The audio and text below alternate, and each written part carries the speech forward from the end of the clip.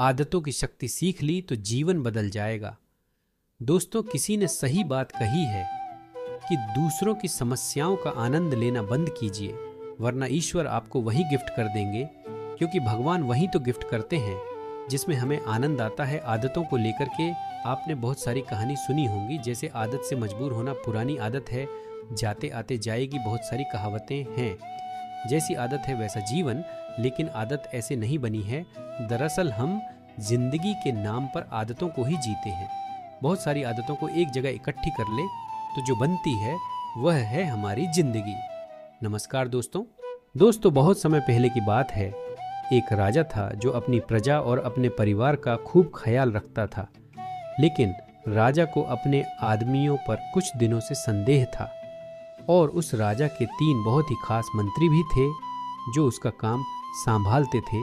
लेकिन कुछ दिनों से राजा के उन 3 मंत्रियों में से कोई एक मंत्री ऐसा मंत्री था जो राजा के पैसों में गड़बड़ी कर रहा था और वह मंत्री अपने काम को भी ठीक से नहीं कर रहा था। अब राजा काफ़ी दुविधा में था। राजा को यह समझ नहीं आ रहा था कि उन तीनों मंत्रियों में से कौन सा मंत्री बेईमान है और कौन सा मंत्री ईमानदार है। यह पता लगाने के लिए एक दिन राजा ने उन तीनों मंत्रियों को अपने पास बुलाया और कहा, देखो मंत्री जी, हमारा जन्मदिन आ रहा है, इसीलिए आप तीनों को एक घने जंगल में जाना होगा और आप तीनों को एक एक बैग दे दिया जाएगा। उन तीनों को एक एक बैग दे दिया और उनसे कहा कि तुम तीनों को अलग अलग घने जंगल में छोड़ दिया जाएगा। उस जंगल में तुम लोगों को फल के पेड़ को ढूंढना है और अच्छे अच्छे और ताज़ा फल से इस ठेले को पूरा भर कर लाना है, और तुम तीनों के पास सिर्फ आज शाम तक का ही समय है। राजा के कहे अनुसार वह तीनों मंत्री को जंगल में छोड़ आए। उसके बाद वह तीनों मंत्री जंगल में आ गए। उसके बाद पहला मंत्री बहुत ईमानदार और मेहनती था, तो उसने राजा के लिए बहुत सारे अलग अलग और अच्छे और ताज़ा फल से अपने ठेले को पूरा भर लिया। लेकिन उसे यह सब करने के लिए बहुत मेहनत करनी पड़ी। उसने अपना काम पूरा कर लिया था। वह बहुत थक चुका था और उसने अपना काम ईमानदारी से भी किया था। अब दूसरा मंत्री जो था वह बहुत ही चालाक था। उसने सोचा, राजा के पास इतना समय थोड़ी है कि वह यह सब जांच करे कि मैंने अच्छे फल लाए हैं या खराब, तो बिना ज़्यादा मेहनत किए उसे जैसे ही फल जमीन पर पड़े मिले उसने वह अपने ठेले में रख लिया, बिना यह सोचे कि वह अच्छे हैं या खराब। जो उसे जमीन पर पड़े फल मिले थे वह बहुत ज़्यादा खराब थे और वह आराम से पेड़ के नीचे बैठ गया। अब तीसरा मंत्री जो था वह बहुत ही ज़्यादा बेईमान और आलसी था।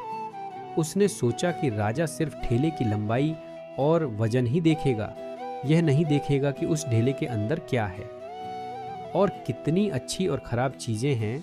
तो उस तीसरे मंत्री ने बिना कुछ सोचे समझो अपने ठेले को सूखे पत्तों और कुछ छोटे छोटे पत्थरों से अपने ठेले को भर लिया और वह भी पेड़ के नीचे बैठ गया और शाम होने का इंतजार करने लगा। राजा के कहे मुताबिक समय समाप्त हो चुका था, शाम भी हो सुखी थी। अब वह तीनों मंत्री भी एक साथ अपने अपने ठेले के साथ राजा के महल में वापस आ गए। राजा ने देखा कि वह तीनों मंत्री जंगल से वापस आ गई हैं। तो राजा ने उन तीनों मंत्रियों के ठेले को खोलकर देखा नहीं कि उसके अंदर क्या क्या है, और उसने उन तीनों मंत्रियों को अलग अलग जेल में 1 महीने के लिए जेल में कैद कर दिया। राजा ने सिपाहियों को यह आदेश दिया कि इन तीनों को 1 महीने तक खाना नहीं दिया जाएगा और यह तीनों भी 1 महीने तक वही फल खाएंगे जो इन तीनों ने जंगल से अपने ठेले में भरकर लाए हैं।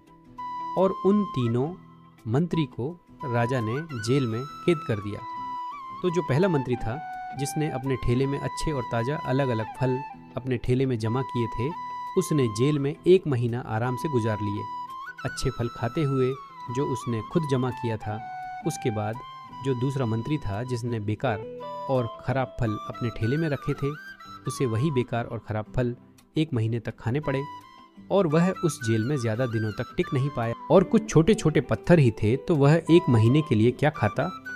और तभी उसे अपने बेईमानी और आलस्य पर पछतावा होने लगा कि शायद मैंने उस दिन थोड़ी मेहनत करके इस ठेले में फल रख दिए होते तो आज मेरा यह हाल नहीं होता। और वह बिना कुछ खाए वह मंत्री जेल में 2 दिन के बाद ही जेल के अंदर ही भूख के कारण मर गया। तो दोस्तों, इस कहानी से हमें यह सीख मिलती है कि हम जो आलस और बेईमानी करते हैं, बेईमानी मतलब अपने ही काम में अपना कुछ नहीं करना, अपना मन नहीं लगाना और खाली बैठे रहना, तो उससे आज तो हमें कोई फर्क नहीं पड़ता। आज तो हम अपने काम में आलस करके आराम कर लेते हैं, लेकिन कल भविष्य में कुछ दिन के बाद हमें उस पर पछतावा होता है। आपने बहुत से लोगों को यह कहते हुए सुना होगा कि काश उस समय पर मैं ऐसा कर लेता तो आज उस इंसान की जगह में होता, लेकिन उस समय पर उन लोगों ने आलस को अपनाया था, इसीलिए वह आज जहाँ के वही है, और जिसने मेहनत को अपनाया था वह इंसान अपनी मंजिल में आगे बढ़ गया। तो अपने काम के साथ बेईमानी और आलस्य बिल्कुल भी मत करो। उसके 77% बाद तो हमें पछतावे के अलावा और कुछ भी नहीं मिलता। यह जो समय है ना, इसकी कीमत कोई नहीं लगा सकता है। हम लाखों रुपए देकर भी अपनी जिंदगी का 1 मिनट भी वापस नहीं ला सकते। इसीलिए इस समय का सही उपयोग करो। समय की एक अच्छी बात है और एक बुरी बात है। अच्छी बात यह है कि हम उसे किन चीज़ों में गुजारते हो ये हमारे हाथ में होता है। तो अगर आप इस कहानी को और भी लोगों तक पहुंचाना चाहते हो तो शेयर करें।